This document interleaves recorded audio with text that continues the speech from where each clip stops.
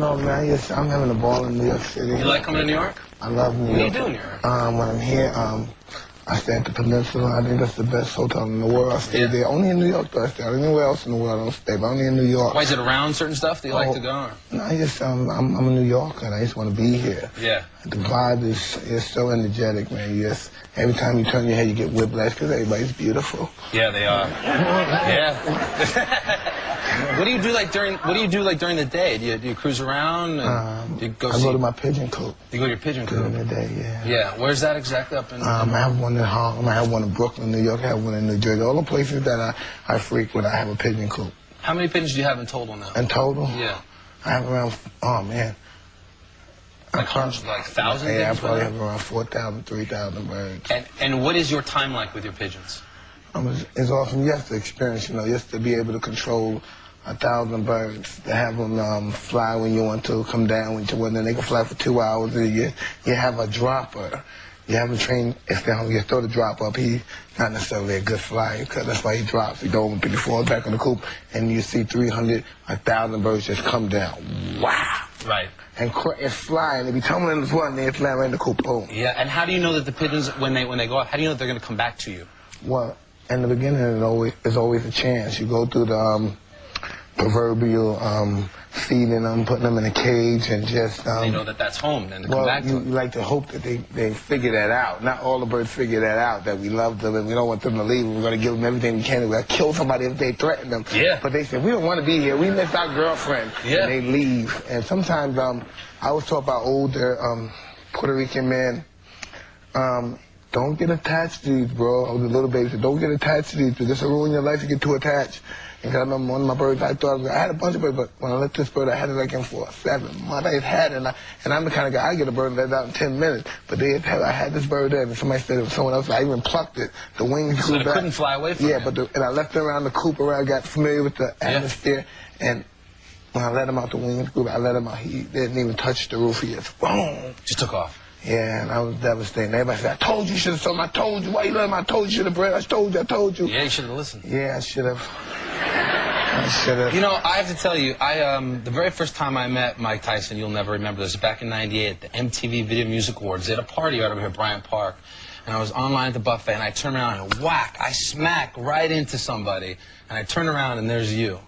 And I'm thinking at this moment in time, I'm a big fan, I've never met you, and I want to say something to you that not everybody says. I have this way when I'm in a strip club, too. I want to make an impression, I want to say something that everybody else doesn't say. And I'm racking my brain, what can I say that no one has said to Mike? And I put my hand on your enormous bicep, and I said, hey, champ.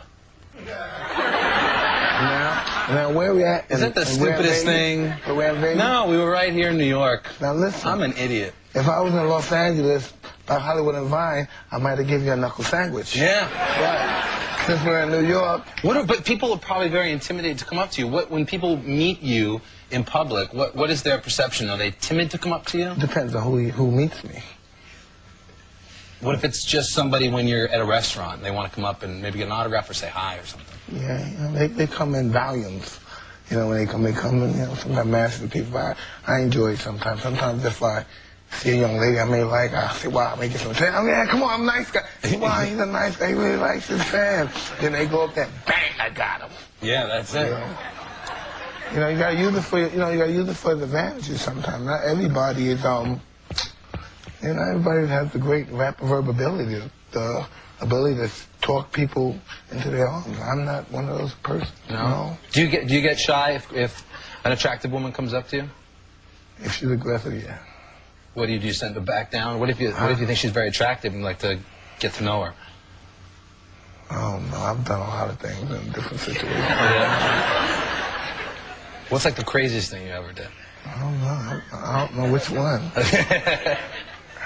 All right, let's move on. I heard a rumor that you were actually thinking about getting the tattoo removed. Is that true? No, that's not a rumor. I have to finish it, and I didn't finish it. You're gonna finish it? Yeah, I have to finish it. The artist is just not finished. He called me and said, when will we get it finished? I hate seeing it. You don't tell me it's not even done. Everybody like it. It's nothing. They don't know. I said, I'm gonna get it. Chill out, brother. Why do people give you a hard time about that? It's cool. It's just a tattoo. No, but it's their art. Right. Just like I may say something, I want to fight that guy now. Get the guy. Why can't we get that guy? You know, the artist is not just a tattoo. He will be assaulted if you say, that's just a tattoo. No, I mean, people in the public, they freaked out when you got it. Because, they're, not to be violent towards anyone, but they're somewhat a little ignorant. I don't mean that the people are ignorant. They, I don't know, they see a tattoo on somebody's face. They say, why your face? Right. I don't know, it's not my face anyway. You know, it all belongs to God, so, you know, it doesn't belong to me, so I do it anyway. So, fair enough. That's probably even worse, doing it to somebody else's. All right, let's talk boxing for a second. Because so many of us have seen you just destroy people in the ring. Who's hit you the hardest? Oh, man, shoot, I've been hit hard a lot of times. Can you think of somebody that... listen, right, it's really not necessarily the hardest. I fought harder punches than Evander Holyfield, right? And not because he was just one ponderous puncher or a snappy one-punch knockout artist, because thank God I'm very capable of taking punches, and he just hit me so damn often.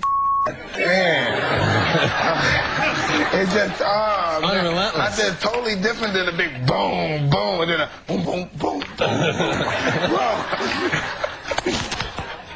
And what about for you? When you load up, for those of us, put us in the ring. When that fist hits somebody, what does a knockout feel like coming from you? I don't know. I never hit myself. I guess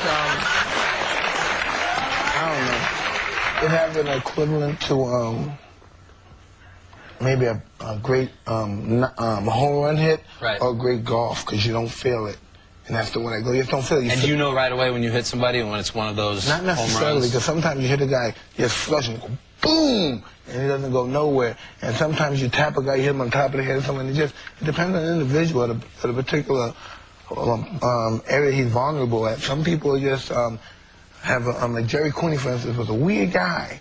You know, he had a good chin, you know what I mean, for a white guy. He had a strong chin. Yeah. But as soon as you tapped him on top of the head, he just flew a bow. That was it. Yeah, so certain people have different spots you hit them in, I guess. Will we ever have another great white fighter in this country? I don't know.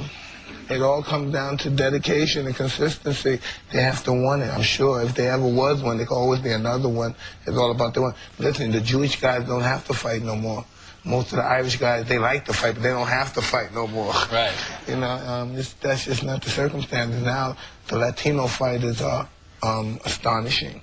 You know what I mean? Now you're at the age, it's almost like when Sugar Ray Leonard was fighting, when they took over the spotlight with him, Duran and Benitez and Pepino Cuevas and those, and Tommy Hearns, they took over the spotlight for 5. And these are heavyweights. For like 7 years, these guys took the spotlight. No heavyweight was even mentioned until Ali came out of retirement in 1980 to fight Larry Holmes, but nothing of any substance. Those guys, man, they were everybody here. Even if I didn't like them, I've always bet against them when I was a kid. You know, your little money you have you get your milk and stuff at school. Come on, I'll bet you that. I bet you're gonna beat his ass, right?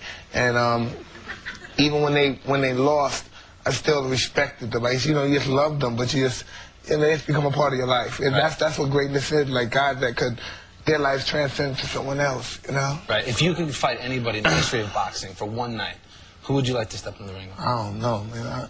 I don't know, because most of the guys that I really admire are light guys, small guys. They're not really the heavyweight guys. Right. I always wanted to be a little guy. I wish I was a small guy, because I always watched and idolized the little guys. So, because they're the most skillful ones, and they're more than just deadly punches. They're very accurate and fast, and the time. And most of my fighting, people just don't see it, because sometimes I overwhelm people, but it all has to do with the timing and the accuracy. Right. That's like sometimes it looks like I don't hit a guy hard, and he just collapse.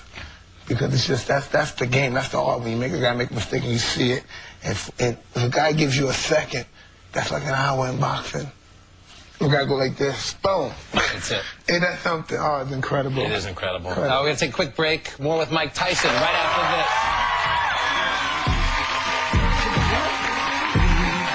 Yeah. Oh, yo, keep your bread up.